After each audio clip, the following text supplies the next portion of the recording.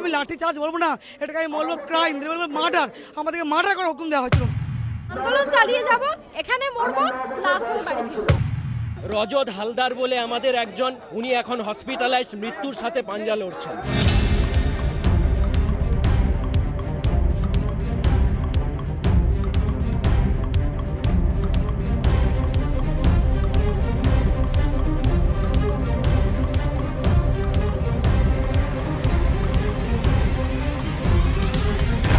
আমাদের 7 বছর করা চাকরি চলে গেছে এবং আমরা যোগ্যভাবে পাওয়া চাকরি আমাদের, সেই চাকরিতে আমাদের এখন আমাদের এই চাকরি থাকলে আমরা বাঁচবো কী করে, কীভাবে আমাদের সংসার চলবে, কীভাবে আমরা বাঁচবো।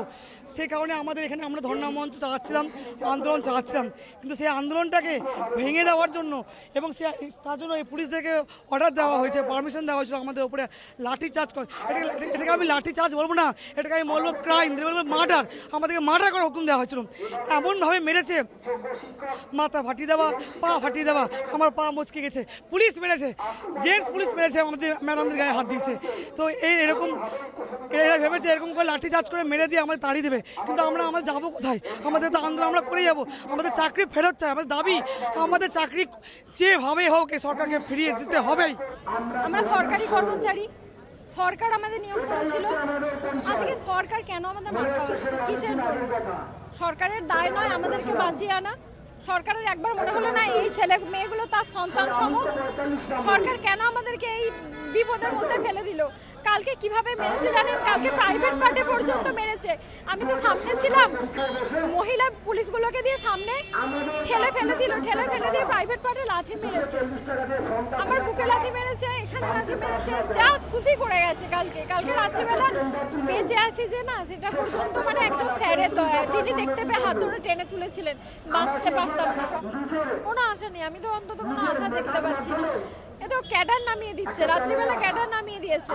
তো যে সরকারের মনোভাব এরকম, যে সরকার চাইছে এভাবে আমাদেরকে মারতে, সে সরকার আমাদের হয়ে কি করবে আমি জানি না।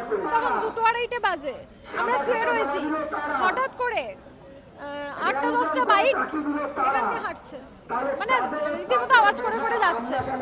তার আগে 12টার দিকে বৃষ্টি পড়ছে, এখানে হাওয়াই চটি পড়া, এখানে আমি দাঁড়িয়েছিলাম, ওইখানে হাওয়াই চটি পড়া কতগুলো পুলিশ, যাদের গায়ে সিভিক ভলেন্টিয়ারের ড্রেস কিন্তু পায়ে হাওয়াই চটি, তারা পুলিশ না, 100 থেকে 150 জন, তারা ঢুকে আমাদের টিচারদের সঙ্গে মারপিট করছে। কারা এরা? কিভাবে এরা এখানে ঢুকতে পারে? পুলিশ দেখতে পায় না? আন্দোলন চালিয়ে যাব, এখানে মরবো, লাশ হয়ে বাড়ি ফিরবো। এ সরকার চায় তো গুলি মারুক, যা করে করুক, এখানেই পড়ে থাকবো। মেয়ে আছে, আমার মেয়ে আছে, আমি বাড়ি যাইনি, আমি 4 দিন 5 দিন এখানেই আছি, এখানেই থাকবো। আমরা গতকাল সকাল থেকে সুন্দরভাবে শান্তিপূর্ণভাবে অবস্থান বিক্ষোভ করছিলাম এবং আমরা বিকাশ ভবন ঘেরাও করেছিলাম, যাতে করে শিক্ষামন্ত্রী বা মুখ্যমন্ত্রী এসে আমাদের সাথে বসেন এবং আমাদের বক্তব্য কিছু শোনেন। কিন্তু ওই তরফ থেকে শোনা হয়নি। পুলিশ অবিচারে আমাদেরকে লাঠি চালিয়েছে। আমাদের প্রায় 50-এর বেশি শিক্ষক শিক্ষিকারা আক্রান্ত হয়েছে।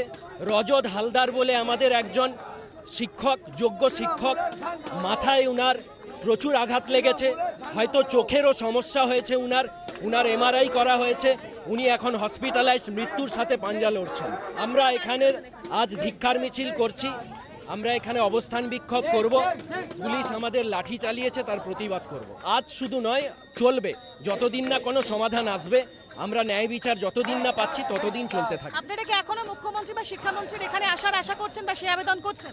হ্যাঁ, আমরা তো আশা এখন কিছু করতে পারছি না, আমরা আবেদন রাখতে পারি। আমরা উনাকে অনুরোধ করছি, উনি আসুন, আমাদের সাথে বসেন এবং যেন সদর্থক ভূমিকা পালন করেন। ডাউনলোড করুন এই সময় অ্যাপ iOS ও অ্যান্ড্রয়েডের জন্য।